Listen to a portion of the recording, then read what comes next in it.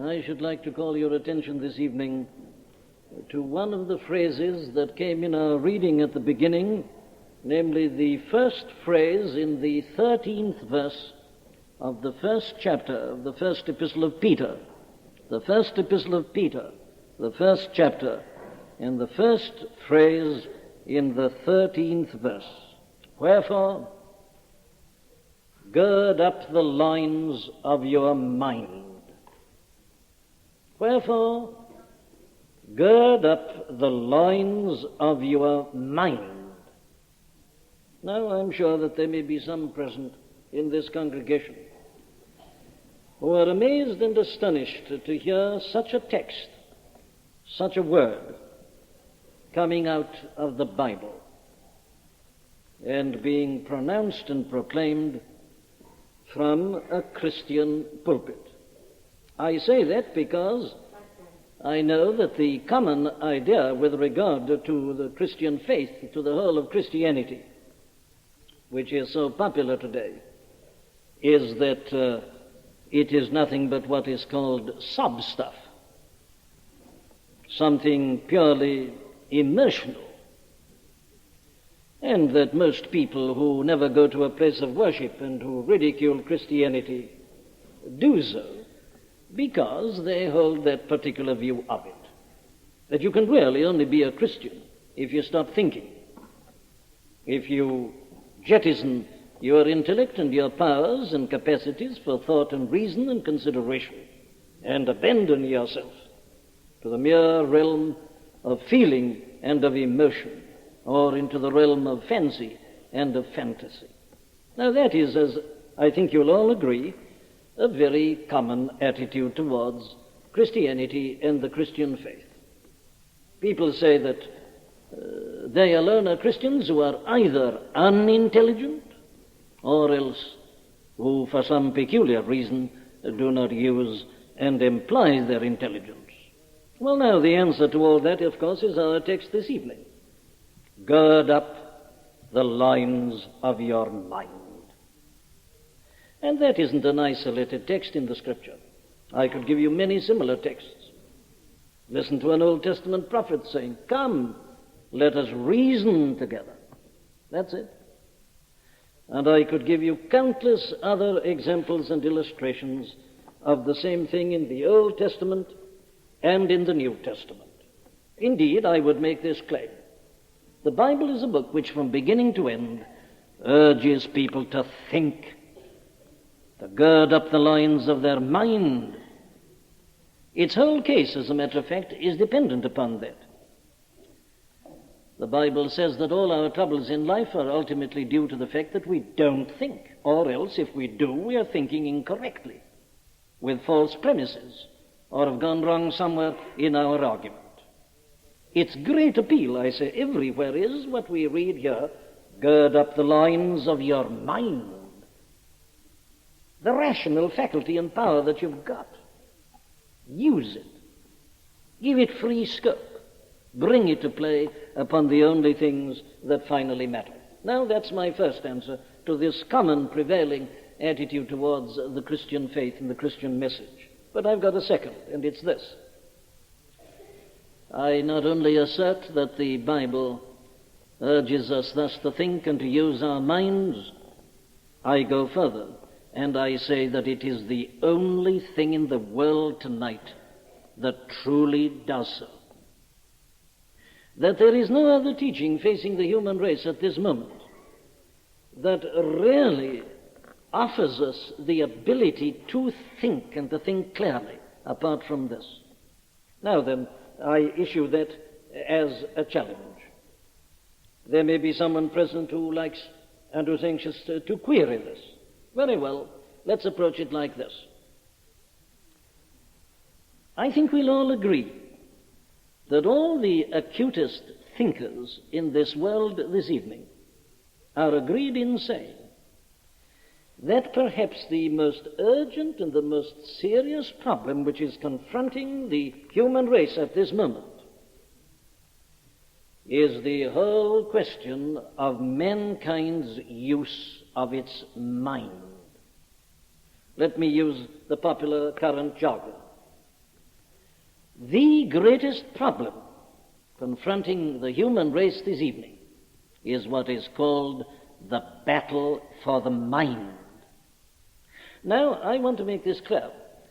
I am asserting that all acute thinkers are agreed about that. Now, whether they're Christian or not at this point doesn't matter at all. I could quote to you many names of men who are not Christians, who say they're not Christians, who have no use for Christianity at all, and who abominate Christianity. But they agree in saying that the greatest problem in the world at this very minute is the battle for the mind of man. Some of them are indeed so alarmed about this that they say that unless something happens in that very quickly, that the whole human race is doomed again to a return to some condition of unutterable slavery, and the world may find itself back in some dark era and period in its long history. Well, now then, why are they saying this? Why are they concerned about this? Why are they alarmed? Well, the answer is that there are at work in the world at the present time various forces and influences which are doing their utmost to govern and to control the minds and the thinking of men and women, to dragoon the thinking, to bludgeon the minds of people. So they argue that the greatest matter of moment at this present time is how to maintain the freedom of the mind. We are in an era when we are confronted by a veritable battle for the mind of man and the freedom of man's use of his mind. Well, now then, in what way is this true? What are these various forces and factors to which I have referred, which are in this way threatening the freedom of the mind? Now, let me mention some of them to you. I don't apologize for doing this. This is an essential part of the preaching of the gospel. Because, you see, it is my whole case. That's why I'm in this pulpit at all, to say that there is nothing that finally can win this battle for the mind and assure us freedom of thought but the Christian gospel. Now then, let's look at the position by which we are confronted. In what forms do these forces tend to cripple and fetter and enchain the mind of men? Well, I've classified them like this for the sake of convenience. There are certain ways in which this is being done quite openly. What do I mean by that? Well, here are some of the open and deliberate ways in which this is being done. There are many, no doubt, present who are familiar with the term brainwashing. You've read of it. This is something that was practiced by Hitler in pre-war Germany and during the war in various countries that he conquered. Brainwashing. It is something that is being done by the communists. If you want to know more about it, you can find a paperbacked book on the bookstalls with the very title Brainwashing by an American called Edward Hunter. Read it. If you want another, you can read a book like, you may be amazed to hear me quoting him, I'm simply asking you to read him in order that you may discover the facts. Mr. Aldous Huxley, Brave New World Revisited. There you'll find all about it. Well, what do they say? Well, this is what is happening. You've read about this in the papers, how men are taken and put into prisons and concentration camps. Then they are deliberately underfed in order that their physical resistance may weaken and go down. They're not allowed to sleep sufficiently. They're disturbed, they're kept awake perhaps night after night with a blaring light shining down upon them. And in this weakened physical condition and with this awful light blazing upon them, these authorities come and they break down their resistance. They ridicule what these people have always believed, and they keep on at this, and then they introduce them to their doctrine, whether it's fascism or Nazism or communism, it doesn't matter. And they go on and on and on until these poor people, these poor victims, in sheer physical exhaustion, break down, they collapse. And then the new doctrine is put in. And so you read in a few months that at a public trial, a man of integrity, a man of character, gets into a witness box and he says, everything I'd said previously was a lie. I withdraw it all, I recant, and he now proclaims this new teaching. You've been reading about that. That's called brainwashing. Well, now there's one of the ways in which directly an attack is being made upon the mind and the power of thinking. I'm just noting these things in passing. Another way, of course, in which it's done is by means of advertising and propaganda. Surely there's no need to elaborate this point. Are we not all victims of advertising and of propaganda? Most of the things we eat because we've been told by many advertisements to do so. We dress because of the advertisements. All our life is being controlled by very subtle and by very, very clever advertising.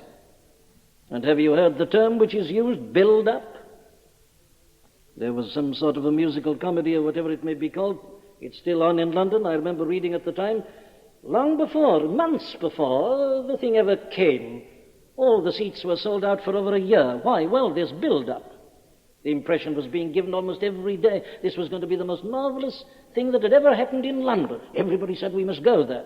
Well, you see, they were being influenced by the advertising, the propaganda. That isn't thought. That's being influenced, your mind being controlled by these powers that are anxious to build up something and to get you to go in for it.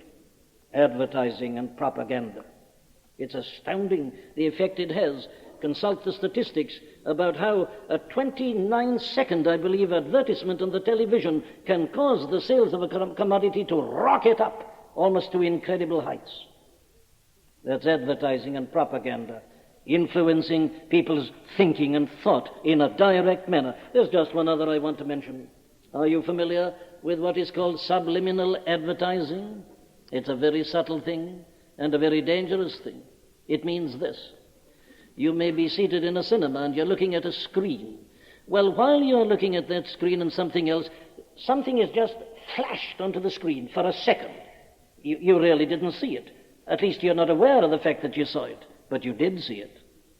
Then sometimes an expression is made. You actually didn't hear it consciously, but you did hear it. Subliminal. It's beneath the level of consciousness, but it gets there. A thought, an idea, it's flashed, and you're not aware that anything's happening. And so it's done so frequently that it begins to control your whole mind and your whole outlook, and you're not aware that it's happening. Well, there, for me to hurry on, are some of the ways in which this is done openly and deliberately. But look for a moment at some of the ways in which it's done much more insidiously and in a kind of secondary manner. Think of the very society in which we're living, the so-called mass society to which we belong. Do we realize that even that discourages thought? Look how we live in cities and in crowds. All that is discouraging to thought. You can't be in a crowd and be as free in your brain as you were when you were alone. There is a mass mentality, a mob psychology. It's a very familiar fact. There is no question about it at all. The individual becomes lost in the crowd and in the mass, and unconsciously he begins to shout with everybody else. He hadn't thought it out because everybody's shouting, so he shouts. Our very mass society is discouraging to individuality and individual thinking. And then look at the way in which everything's being organized. Now, there's a sense in which a lot of this is good, but it is harmful from the standpoint of the mind, the welfare state. Everything's being done for us, so because it's being done, I don't have to think about it. So it's discouraging thought. A new term has come in during the last 18 months. I find it coming in more and more. We read about social engineers. Social engineers. These are the men who engineer our social life and activity. Everything's organized. Even our pleasures are organized. Men used to make their own pleasures, invent their own games and play themselves. They don't now. They sit in thousands at a time just watching a few people doing something. It's the mass, the mob mentality. They're not thinking. It's all being done for us. Everything is being done for us. We are being catered for in every respect. And the more we are catered for, the less we think ourselves. There's another method. And then, of course, the very busyness and stress and strain and fatigue of life tends to do the same thing. The modern man is much too busy. But you say he doesn't work as long hours as he used to. I know. But you see, he works so hard at his pleasures. Pleasure is no longer relaxation. It's always excitement, always taking out of a man, not allowing him to relax and to get a little relief. No. He's so busy in everything he does. And the result is, you see, that he's too tired to think. This isn't my opinion. The librarians of the country are telling us constantly that people are reading less and less and less. They used to read big books. They haven't got time now, they say. I just haven't got time. I'd like to read tremendously, says the man, but I really haven't got the time. And he can't even read his newspaper. They're becoming smaller and more tabloid. He can only look at the headings, and he gets headings flashed on a screen or coming across the news. Listen to the headlines, turn off. We've no time, you see. We've no time. Well, of course, you see how this is working. It means that we think less. Our thinking is prescribed. It's given to us in a tabloid form. We accept it without knowing exactly why we should accept it. Here is a very dangerous tendency at the present hour. Then when you add to this what I would call the worship of the expert, you see how dangerous it becomes. There is a very real danger of our becoming slaves of the experts. This kind of thing. Take all this business of sending up rockets to the moon, splitting atoms, doing these extraordinary things, all that's being done by the physicists. Well, the average man says, I really don't begin to understand it. Who am I to understand things like this? So he deliberately stops thinking. And the physicist becomes an authority, a kind of mystery man. He has the power of the priest in the Middle Ages, and even more so. He's the medicine man. He's the genius. He can do things and nobody understands, so we tend to bow down in worship. And any pronouncement made by such a man, we accept it automatically. It's not only true of the physicists. It's becoming increasingly true in the realm of medicine. With all these new drugs and all these new investigations, people say, well, I can't possibly begin to understand this. While medicine was comparatively simple, the patient felt he had a right to ask certain questions and be given an explanation. He felt that he was in a position to decide whether he'd have that or not, this operation or that treatment. But nowadays it's all so involved, so ultra-scientific, so specialized. Why the poor man feels that he doesn't begin to understand, and he's got nothing to do but to submit to the expert. And I could illustrate this along many different lines. It is an obviously increasing tendency. The average ordinary man just feels bewildered and baffled by the immensity of it all, and by these abstruse terms and categories. He's given up thinking, and he's allowing the expert to say almost anything he likes, and to dictate almost anything that he chooses. There's another. And then let us add to this the strain and the uncertainty of life. 2 world wars, international tension. What's going to happen? Who can understand? Isn't it all bewildering? Conferences coming and going, not succeeding. And again the average man feels that he just doesn't know. And he gives up thinking, therefore, and says, well, I can't be bothered with it all. I must leave it to those who are responsible. So that, again, tends to work in the same direction. Well, now, there's another great category, another great group. But listen to another. The wrong views that are current with respect to man and his nature and his being tends to lead in the same direction. Is man only an animal? Is man nothing more? Even if you call him a reasoning animal, he's still an animal. Well, very well. What's the point of his worrying too much about everything? If he's here today and gone tomorrow, that's the end of the story. Well, make the best of it while you're here, and don't bother your head too much about possibilities. That's how it works. A debased view of men discourages thinking. Then there are those, you see, who explain men in a purely biological manner. Man, they say, what is he? Oh, he's nothing but the result of the interaction of various ductless glands. That determines personality, that determines character, that determines opinion. Well, if that is so, why bother to think? And then there is what I would call today almost the medical view of men. Haven't you noticed it creeping in?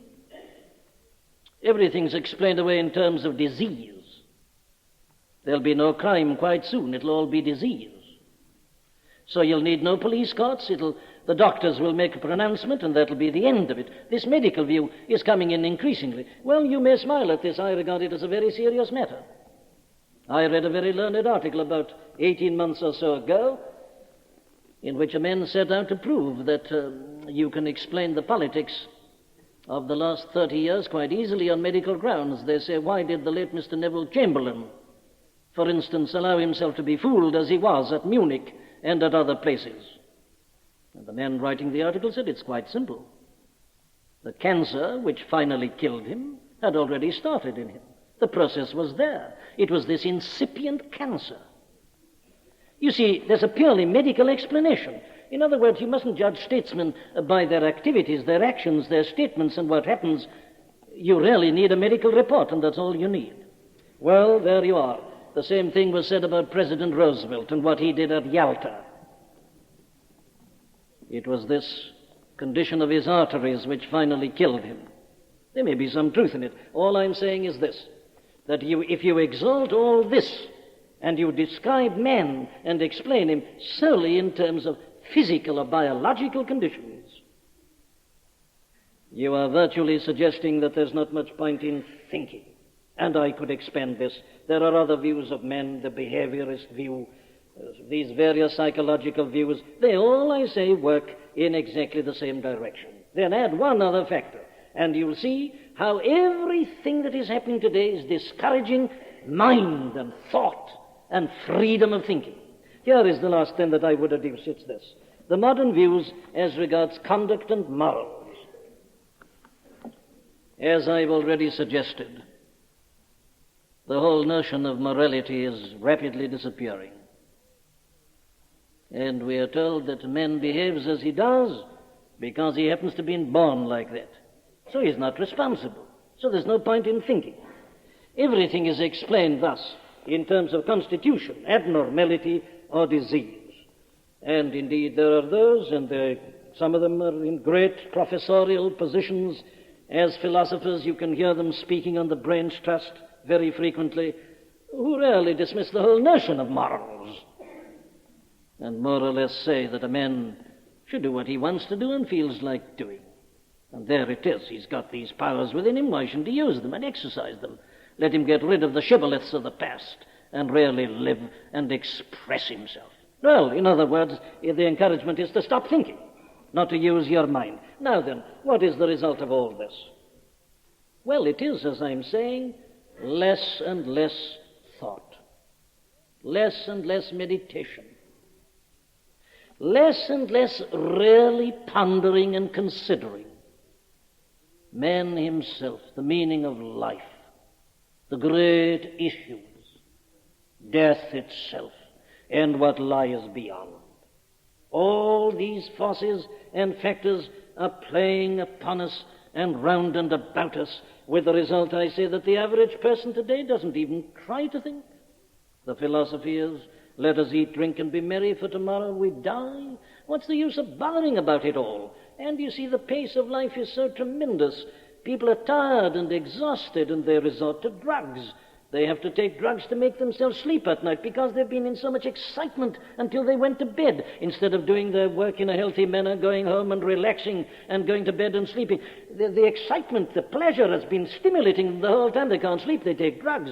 And then because they've taken the sleeping drug at night, they have to take another to rouse them and to keep them alert in the morning. And on it goes. Well, all right. There is an aspect in which it's amusing, but you know, I am describing the majority of people in this country today. I could give you statistics to prove what I'm saying. These are sure, hard facts. Men and women are taking drugs.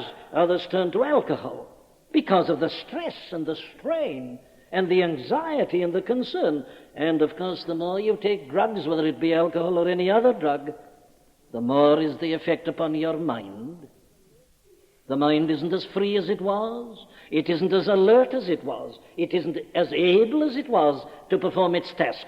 Well, now then, there is modern man, you see, for all these reasons, thinking less and less, drugging himself, tired, weary, exhausted, feeling it's all hopeless. And at once he becomes the victim of what is called the cult of personality. Haven't you noticed it? the excitement and the raving about certain performers who come to this country? Have you noticed? People become hysterical. They crowd to meet them at the stations. They crowd to have a look at them. They'll stand all night. Why? Well, because this personality has been built up. They don't know anything about him. They haven't thought. But this picture has been presented, and they become victims. Anything to get escape, anything to get away from life and its humdrum activities, the cult of personality. And it's working in many, many different realms, not only in the entertainment realm, but in many other realms, some of them which you wouldn't even suspect, but it's been happening in the last 6 to 7 years. Personality is built up, and people fall and are amazed, and they don't know what they're doing. And above all, of course, lies this terrible, horrible danger of a dictatorship, of saying, very well, if that man claims he's got a system or that he can do it, it would at any rate be as good as this, if not better, and so you go into it without knowing what's happening. Now then, all I've been saying so far is not at all specifically Christian. All I've been saying is something that is being said very eloquently by certain acute, non-Christian thinkers. There are men today who are not Christian at all, who are grievously troubled about the future of the human race. They can see us returning to a condition of slavery because of the things that I've been enumerating to you. Well, now then, there is the case. There are the facts. Here comes the important question. What is to be done about it all? That's the question. That is the fact. What's to be done about it? I've already given my answer.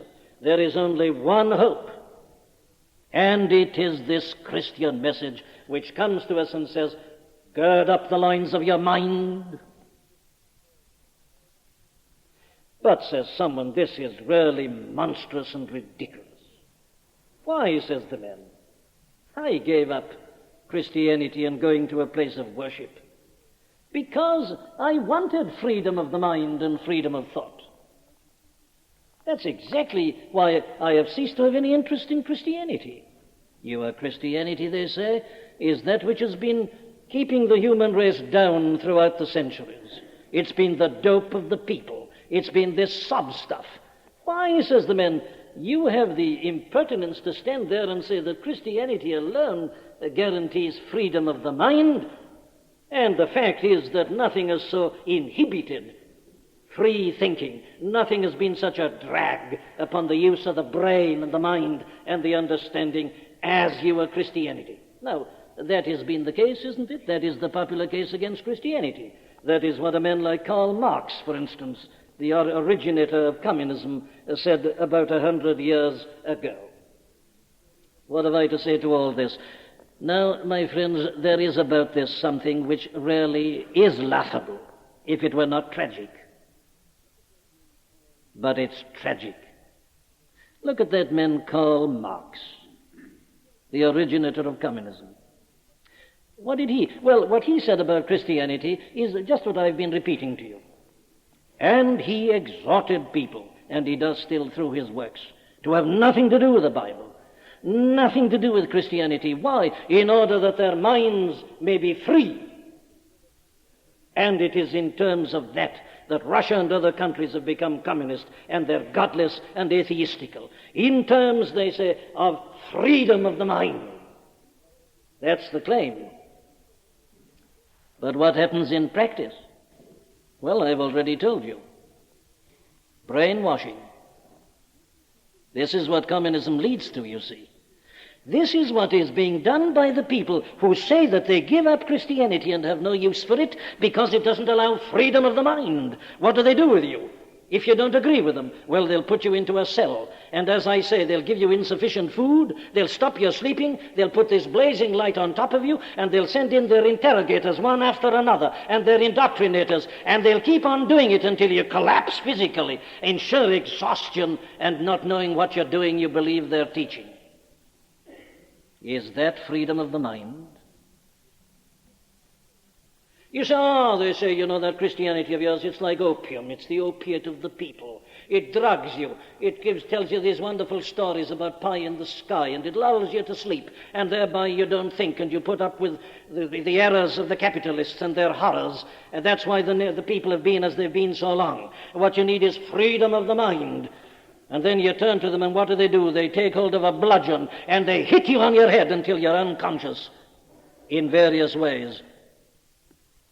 I don't know what you feel, but if I had to choose between being struck and bludgeoned and taking opium, I'd sooner have the opium, but this isn't opium, as I'm going to show you. But can't you see how monstrous it is? There are young people in this country today by the thousand who are ridiculing Christianity in the name of the freedom of the mind. And they say, that other idea, this dialectical idea of Marx, there's something in it. Religion has been a dope of the people. Let's be free in our thinking. And that's what it leads you to. The greatest menace to the freedom of the mind, perhaps in the world at this very moment. And it's the same with the others. At the same time as Karl Marx was teaching that, Charles Darwin was propagating his theories about man and about his origin and about his development. And he again thought he was liberating men. He thought he was delivering men from the incubus of the Bible and all its teaching. He was putting men upon his feet and enabling him to think truly. What has it led to? Well, it's been exactly the same once more. Men and women accepting the theory and believing that they're nothing but animals are behaving like animals. And after 100 years of Darwinism, as I've shown you, people are thinking and reading less than ever and have a baser conception of human nature than they've had throughout the running centuries. It's the same with science. Science came along and said, get rid of your religion, get facts, think and meditate about these. Science, has this given us freedom? Why, I say its main effect is that we're all so bewildered and baffled and amazed. We boggle at these terms and categories and ideas. We don't know where we are, and because of the immensity of our scientific knowledge, we've stopped thinking and have abandoned ourselves to the experts.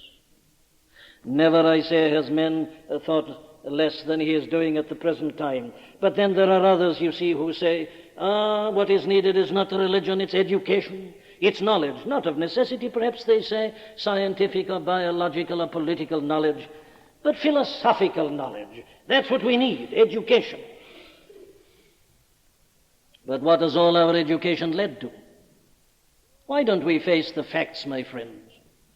Here, I say, is a generation that has had the most amazing educational facilities that any generation has ever had. And yet our librarians are telling us, as I've told you, that people are reading less than ever, thinking in a tabloid manner, not really troubling even to read the news properly, living on pleasure and entertainment and not using their minds. That is what everything else has led to.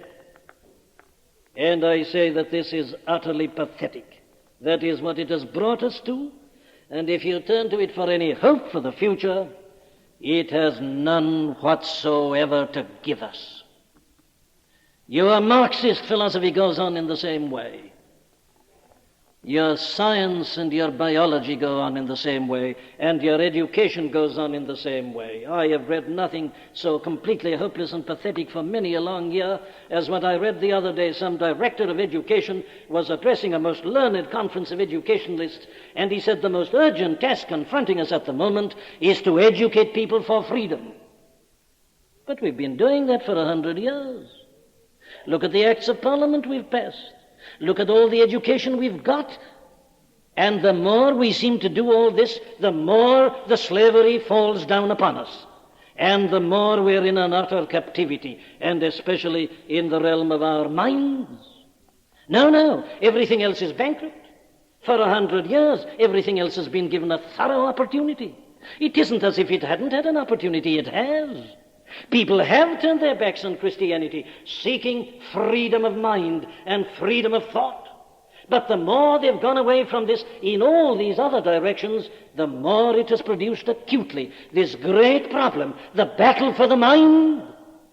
And the high priests of these other cults and notions, such as H.G. Wells and the Huxleys and others, are the people who are most alarmed at this moment about this horrible, terrible prospect of universal slavery of the mind of the whole human race. There is the position. So I come back and I say once more, there is no hope but this. It is literally the only thing that guarantees that a man will be free in the realm of his mind. It is the only thing that really and truly says, gird up the loins of your mind. But, says somebody, isn't the whole history of your Christianity and conversions the exact opposite of that? Isn't your conversion process but another example of a kind of brainwashing? Well, there are thousands of answers to that. I've no time to go into it this evening. Let me just hurriedly say this in passing. You know, the Bible disproves that very simply in this way. It tells you that the Apostle Paul went to Rome and he preached to a number of people. They were in the same service. It was the same preacher. They heard the same things. Yet I'm told some believed, some did not believe. There's no compulsion here. There is no forcing here. There is no reducing a man's resistance by physical means and others. There is this same division. The Old Testament tells us that Pharaoh's heart was hardened. In spite of what was happening to him, in spite of what was being said to him, his heart was hardened. He was not reduced to a position of helplessness and of hopelessness. And it's been the same ever since. You see, brainwashing requires time. You can't brainwash a man in one session. You have to go on and on and on. Its great characteristic is repetition. You exhaust him and you go on repeating the same message. And at last he's exhausted. But what is the record of Christianity? It's this. A man comes into a service for the first time in his life. He wasn't a Christian. He ridiculed Christianity. He didn't believe in God. He was living a worldly, sinful life. He comes into a service, and there and then, first time, he's converted. You see, it's the exact opposite of brainwashing. And the whole phenomenon of revivals proves exactly the same thing. So I dismiss that objection to the case for Christianity. Very well, then, let me look at it more positively as I bring this to a close. What right have I to stand here and to say that this and this alone sets men's minds free?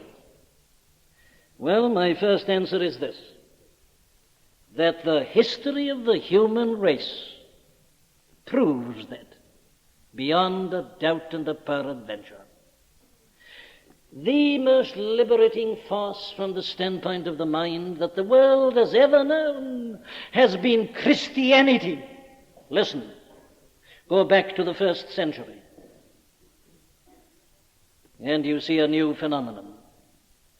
Before Christ came into this world, there were the Greek philosophers, and they taught. Yes, but who did they teach? Oh, learned people like themselves. You couldn't listen to the Greek philosophers unless you'd got a brain and a certain amount of understanding. They had nothing to say to the poor. What's the great characteristic of this gospel preached by the Son of God? Here it is. The common people heard him gladly. Indeed, it was brought as a charge against him. Oh, they said, look at this rabble that's following him. The common people. Yes, but you see, this is why. Here at last is something that can make an ordinary person think. It's awakened his mind. It's set him free. Unto the poor is the gospel preached.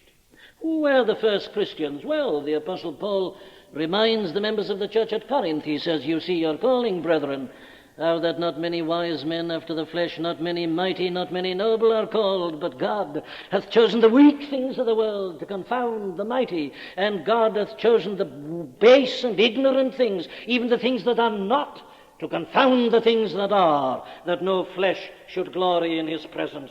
The first Christians were slaves and servants, the slaves in Caesar's household, the soldiers, the ordinary people. The people that had been ignored and despised by the philosophers and the statesmen at last are confronted by something that awakens their minds. To whom were these mighty New Testament epistles written? These were not written to cardinals and great doctors of the church, they were written to the ordinary church members. These people were slaves and servants and soldiers. They must have had minds, therefore. What gave it them? The gospel had set them free, opened their minds to receive such amazing truth. That's the story, and it goes on the same throughout the running centuries. Have you read of the dark Middle Ages? And how the masses of the people lived in ignorance. They couldn't read, they couldn't write, they couldn't understand. Services were conducted in Latin and they didn't know what was happening nor what was taking place. Then suddenly there came what is called the Protestant Reformation. And what did it do? Well, it opened the minds of men. It was the thing that led to the open Bible. It was the thing that gave a desire to people to read and to understand and to learn. The gospel has always liberated the minds of men. Come along the next century, the Puritan era. And there again you find the same thing. In Cromwell's army there were preachers. These men wanted to be kept abreast with the truth. They wanted their minds to be fed. The common people became knowledgeable and religious. Their whole level was raised. It was the gospel that did it. It's always done it. It did it in the next century, in the time of the evangelical awakening. Did you know that your modern educational movement comes out of that? It was because those poor, ignorant, besotted, drunken miners around Bristol and the Midlands became saved and Christian that they desired to read the Word of God. They didn't know they had a mind before, but being saved, becoming Christians, they realized they've got a mind and they want to develop it. They cried for schools and for instruction. Your trade union movement came out of the same revival. All the liberating, ennobling, uplifting movements in this land have come out of religious revivals, proving that the gospel always urges men to gird up the loins of their mind, while everything else is drugging us and making us stop thinking and turning us into slaves and serfs. This, and this alone, is always urging us to gird up the loins of our mind. Why does it do this? Oh, I'll tell you why it does it. It does it, you see, because it's not a mere teaching. It is primarily a record of historical facts. And when a man cannot follow the subtleties of intellectual and philosophical argumentation and the dialectic of the schools, he can look at facts. Thank God, the gospel is based upon historic facts. There are many of us who cannot follow the argument about the ultimate and the absolute. We can't grapple with abstract truths and concepts. But when I'm asked to look at a person, Jesus of Nazareth, a man who worked as a carpenter, I don't care how illiterate and how ignoble I am, I can look at him, I can listen. Here is a record of facts. The Old Testament is a great book of history. What God has done, God's activity in this world. Though I can't follow the refinements of philosophy, I can understand the flood and what it means, the crossing of the Red Sea. I can understand a man like Abraham. I can understand the nation going down to Egypt, coming out. All these things are facts. And as I say, I can look at Jesus of Nazareth, this unique person that has come into the realm of history. I hear his teaching, I see him dying, I see them burying him, I see him appearing, I see what he's done. Pentecost, something happened. Church comes into being. What is this? And I'm made to think. I'm looking at facts, and I want to have an understanding of them. And it's the same with all the subsequent history of the Christian message, the Christian faith, and the Christian church. My friends, the facts are before you. You're not just asked to accept a teaching or to do something that everybody else is doing. No, I stand here to say that when the fullness of the times was come, God sent forth his Son, made of a woman, made under the law, 1959 years ago. That happened. Have you faced it? Have you considered it? That's all I'm asking. It isn't a subtle philosophy or teaching. It is primarily our being confronted by facts. But let me say this also. This and this alone guarantees freedom of the mind and freedom of thought. because this alone gives us a true view of man. If I'm but an animal, and I'm just in this world to eat and to drink and to indulge my sex, well, why bother myself about thinking and about improving myself for the whole of the human race? Let's get as much as we can out of it while we're here. We'll soon enough be dead. That's the argument, you see, and it's the negation of thought. And that is what the modern views of men inevitably and invariably lead to. Their conception of man is so debased, it's so unworthy. I'm not surprised that people are not thinking. Oh, it's here, and here alone, that you rarely get a true view and conception of man. When I behold the heavens, the work of thy fingers, and the moon and the stars which thou hast made, what is man that thou art mindful of him, and the Son of Man that thou visitest him? Here's man. Man is not an animal, my dear friend. You are not an animal. Man is a being that has been made in the image of God. He's a special creation. He's a unique creation. And his uniqueness lies very largely in his possession of this power of reason, this power of self-contemplation, this power of self-analysis and self-criticism, which no animal is capable of. That's the thing that makes a man man. Why? Well, God has endowed him with it. He made him upright. He made him like himself in this respect. That's man, a responsible creature under God. Not a mere resultant of ductless glands, not a mere conglomeration of instincts and desires and hereditary forces and factors. No, but a man responsible before God with these great powers and faculties and propensities. Well, then you say, if that is true, why is the world as it is? And why is man as he is? And the Bible gives you the answer. It's due to this. Man, instead of functioning as he was made and as God meant him to do, in his unutterable folly, listened to the devil, the enemy of God and of men, and in so doing he became the slave of the devil. He lost his freedom. He lost his freedom of thinking. He's become the slave of the devil, the god of this world. If our gospel be hid, says Paul, it is hid to them that are lost, in whom the God of this world hath blinded the minds of them that believe not. You see, the devil's been doing it from the dawn of history. All that I've been talking about are but refinements of his original method. Communism and all the others are but particular manifestations. It's the devil at the back of it all, bludgeoning the minds of men, preventing their thinking, not allowing them to think, and turning them into his slaves. And thus they become the creatures of their own lusts of the flesh and of the mind, and are slaves of the world and its outlook and its way of behaving itself. Oh, there's only one way of liberty. It is to realize what man is, that we are not meant to be as we are, that God made us for himself and meant us to be so different. But it not only gives us a right and a true view of men, it gives us a right and a true view of our life in this world and of our destiny.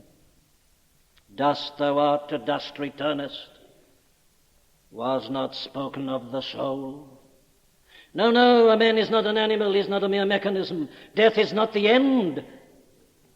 There is that within us called the soul, and it goes on to all eternity, and nothing can prevent that. We go on out of this life to another life that is to come. And you know, the moment I realize that, I begin to think.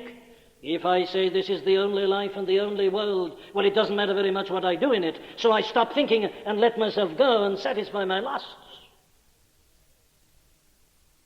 But when I realize that I am responsible, and that it is appointed unto all men once to die, and after death the judgment, automatically I begin to think. I begin to ask questions. I begin to reason. I want to know, how can I be delivered out of this bondage in which I find myself? And again, this and this alone has the only answer to the question. It has the only hope to offer this evening. How can I be delivered? How can my mind be set free? How can I really think about self, life, death, God, eternity, and all that is? How can I? I realize I'm a slave. Try as I will, I can't emancipate myself. But here is the answer. God so loved the world that he sent his only begotten Son, that whosoever believeth in him should not perish, but have everlasting life. Here is the light I need. Here is the truth I've longed for. But how can I believe it? How can I live it? How can I practice it? Thank God it goes on giving me an answer. It tells me that I can be born again. Did you notice it in the reading? Being born again, not of corruptible seed, but of incorruptible, by the word of God, which liveth and abideth forever. I need a new nature, because by nature I hate the light and I love the darkness. And I must have a new nature if I am to love the light and to hate the darkness. I'm offered it. I need strength and power. I need to be able to resist temptation and the devil and all these forces that are against me. I cannot. I need power. I'm given it. The Holy Spirit will dwell within me. Christ says, I will come and I will take up my abode in you, so that having him I'm able to say, I need thee every hour, stay thou nearby. Temptations lose their power when thou art nigh. Everything I need is provided here. I can't liberate my mind, but Christ can. He's done it. Look at the men he did it to, as depicted in the New Testament. Read the story of the saints and the anchorites and the martyrs and all those who have come and found themselves in him as the result of believing the gospel. And invariably you will be looking at men whose minds have been liberated, who have been girding up the loins of their mind and thinking and meditating and living accordingly, and have become the greatest benefactors that the human race has ever known. My dear friend, this is the only way to have freedom for the mind. Face the facts. Every teaching that denies and denounces this enslaves the mind ultimately. I think I've proved it to you. This, throughout the centuries, has set men free, opened their minds, created their idea within them of uplift and development and living a full life. And thank God, it is still able to do it. Have you thought about life? Have you thought about death? Have you thought about eternity? You know, it's no use talking to me about your great mind and freedom of thinking if you haven't faced those obvious first questions. Have you done so? Have you got the answer? Do you know what you really are as a human being? Do you know the true greatness and dignity of man? Have you seen yourself as a pilgrim of eternity? Are you ready to meet the lost enemy? Are you ready for what happens beyond? When you stand before God in the judgment, have you faced them? That's what the mind does. That's what Peter is exhorting these people to do. Have you done it? If you haven't, well then I say you're a hopeless slave to sin and the world and the devil. Awaken. Awake, thou that sleepest, and rise from the dead, and Christ shall give thee light. Ere it is too late, awake. Begin to think, reason, face it. Ask him to have mercy upon you, to enlighten you, to deliver you. You ask him seriously and sincerely, and he will do it. For he has so loved you that he's even died for you and for your sins. He died to set us free, to enable us to think and to be worthy of the name of man, to become children of God. Amen. We do hope that you've been helped by the preaching of Dr. Martin Lloyd-Jones. All of the sermons contained within the MLJ Trust audio library are now available for free download. You may share the sermons or broadcast them. However, because of international copyright, please be advised that we are asking first that these sermons never be offered for sale by a third party. And second, that these sermons will not be edited in any way for length or to use as audio clips. You can find our contact information on our website at mljtrust.org. That's mljtrust.org.